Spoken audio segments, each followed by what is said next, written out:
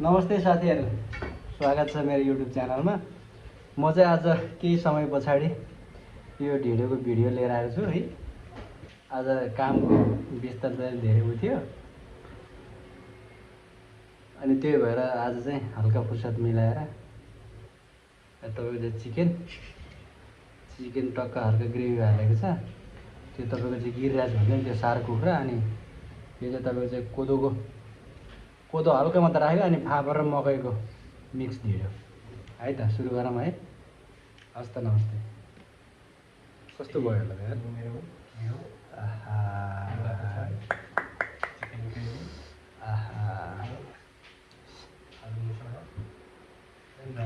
Solid बाल भएछ।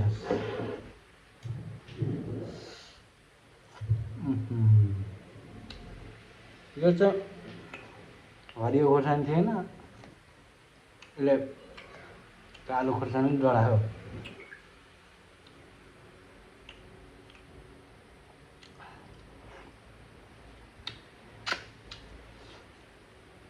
यो मुलाको अचार चाहिँ अलिक बढी भइसक्यो।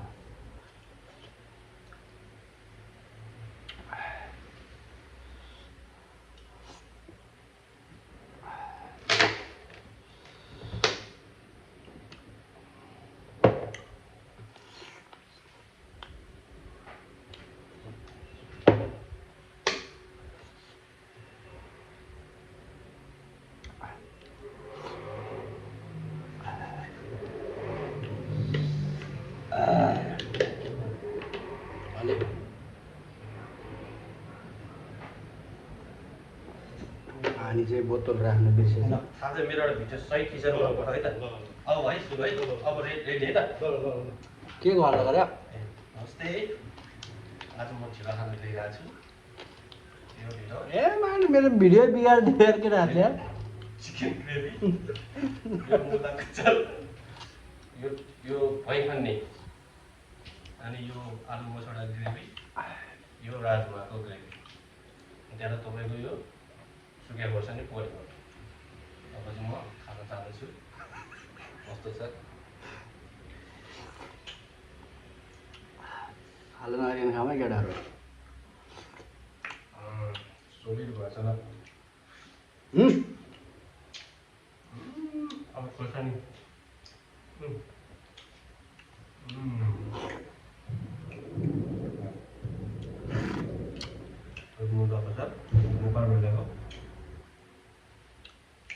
केटाहरू ल्याङ हेर्नु झन् ढिँडो हानोस् केटाहरूले भनेर।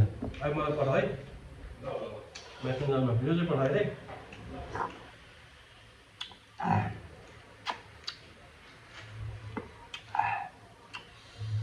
हामी रमाइलो गर्दैछ केटाहरू। बिचारहरूले बनाउनु चाहिँ आउँदैन, सामान चाहिँ किनेर ल्याउनुहुन्छ। म चाहिँ यसो बनाउन ट्रेनिङ दिएर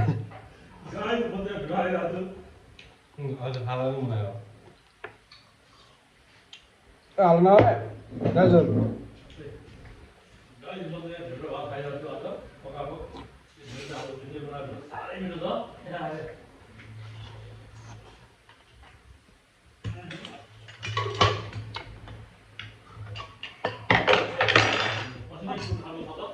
के गर्नु हो?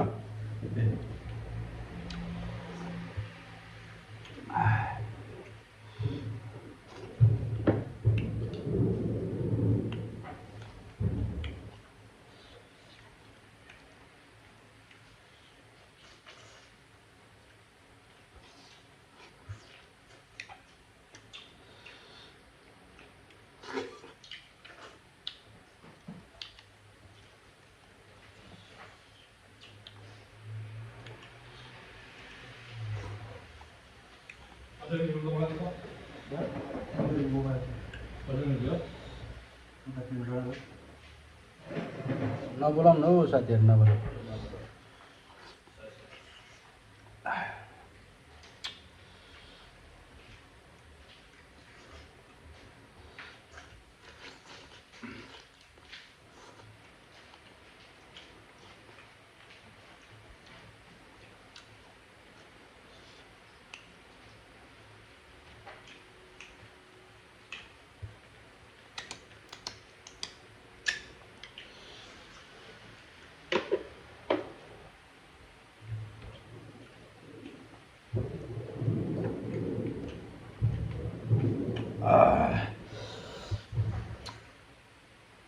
ढिँडो चाहिँ एकदम खतरा भएछ।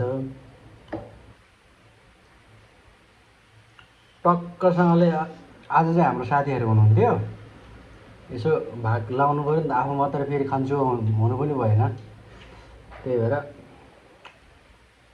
ठिक्क छ।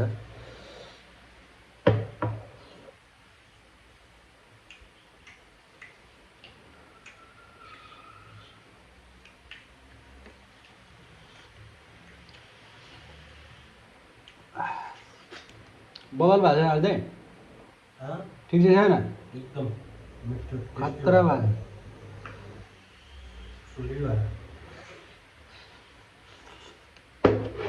खसीको मासुले जित्ने भएको होला।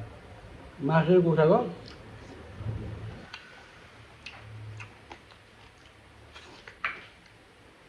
यो मुलाको अचार चाहिँ हरिदाईको भाउजू, मेरो चाहिँ भाउजू, मेरो दिदी, तपाईँको दिदीले, हरिदाईको दिदीले पठाउनु भएको नेपालबाट। पनौती काभ्रे पलाञ्चोक पनौतीबाट। ल खतरा रहेछ यार।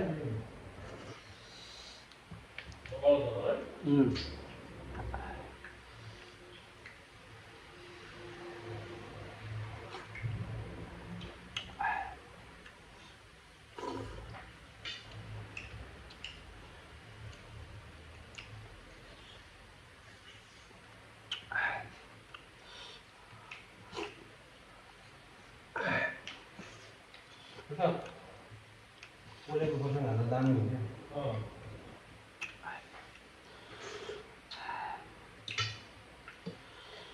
यस्तो फ्राई गरेर बनाएको थियो कुखुराको मासु।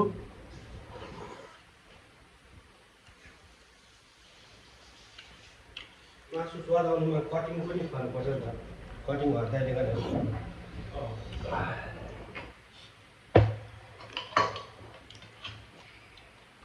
भात राम्रो पऱ्यो भने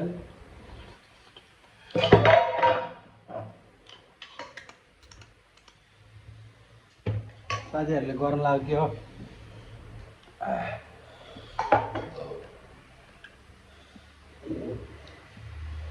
एउटा माइक चाहिँ नलियो भने भएन यार,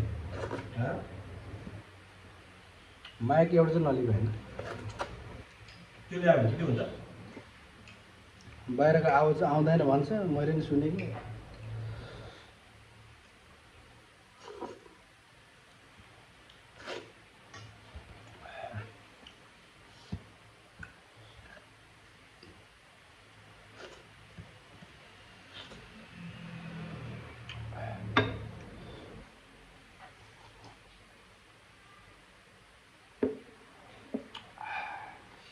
पछि टेस्टी भयो यार।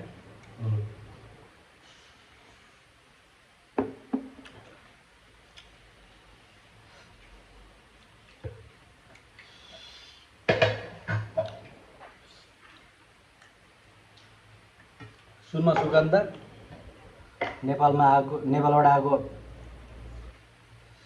मुलाको अचार पठाउनु हुने दिदीलाई धेरै धेरै धन्यवाद। मेरो भिडियो हेर्न नहुने सबैलाई धन्यवाद भन्दै अर्को भिडियोमा हामी भेट्नेछौँ। By by.